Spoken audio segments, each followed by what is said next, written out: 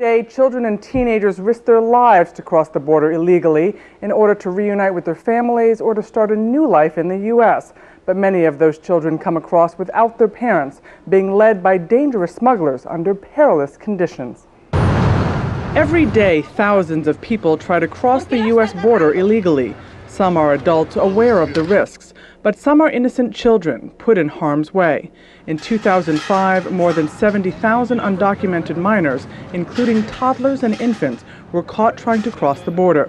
U.S. officials say their biggest concern is parents who give their children to smugglers, known as coyotes, whose top priority is not the child's welfare. It's just too dangerous to pay a smuggler to smuggle their children.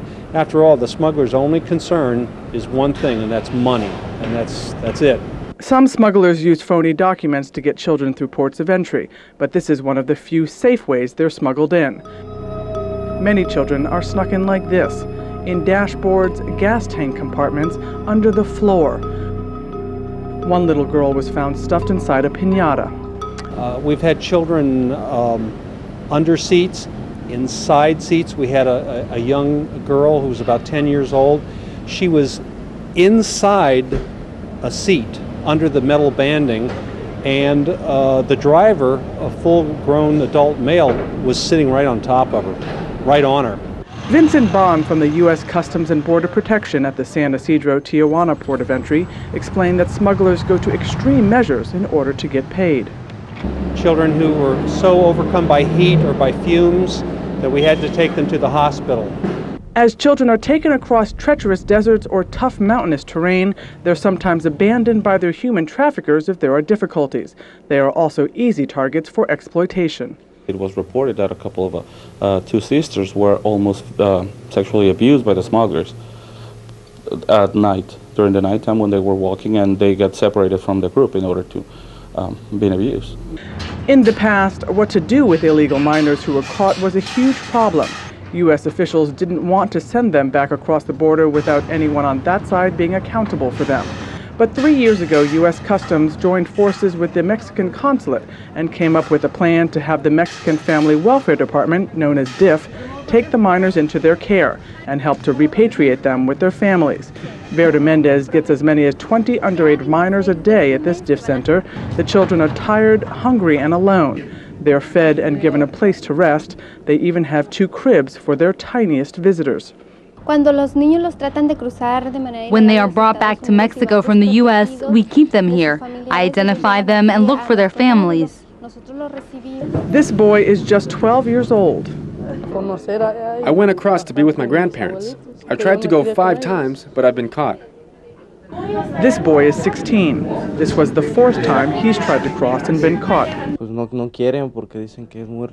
My parents don't want to try and cross because they say it's very dangerous. We don't have money. We have to have money. I have 2 little sisters. I want them to have a better life. But a surprising number of the minors that are caught multiple times actually work for the smugglers. They'll recruit these children to be foot guides. So tag them along with a group and say, all right, watch where we're going. This is the route that we're going to take because you're going to be doing this later. And in return, those smuggling organizations will pay that child's family the money. They'll supply whatever the families need in Mexico. So of course the kid's going to want to help out his family, and they're recruited that way sometimes. It's a race against the clock at this lost and found for kids as DIF personnel frantically try and locate their parents before they close at 5 p.m. The situation can become desperate when children are too young to give their names or tell where they live. Unfortunately, DIF isn't always able to contact the families of the minors immediately, but they're not allowed to just send them out here onto the street. So the next step is to send them to a holding facility, like Casas YMCA. Casa YMCA in Tijuana is a safe haven for minors.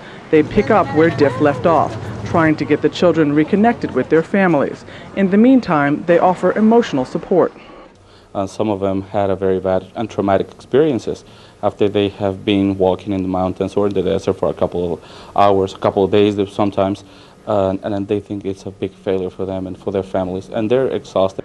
This 14-year-old girl was trying to get to her father, who lives in Los Angeles. She hasn't seen him in 10 years. Sometimes I talk to youth, and their stay at the immigration has been so traumatic that they just want to go home. Their whole ordeal has just been horrible, that they say, I just want to go home, I've had enough. Or others are more resilient and they keep on wanting to try until they cross. But U.S. officials want to discourage parents from allowing their children to keep trying to get across. So U.S. Customs and Border Protection started a Spanish-language public outreach campaign called Don't Be a Victim. One dramatic television spot depicts a mother reassuring her son before he is stuffed into the trunk of a car. A sneering smuggler reassures them that there's nothing to worry about because he's a professional.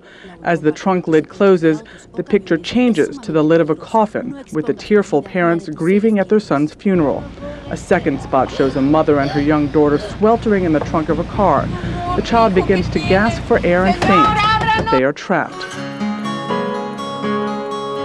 On this day, the CASA staff has been able to locate the families of all 4 of these teens, and they'll be reunited with their parents soon. The end of a long journey has ended well. Lucky for them. They're very grateful, and the youth are very grateful to see their parents. There's a lot of tears, a lot of hugs. It's nice.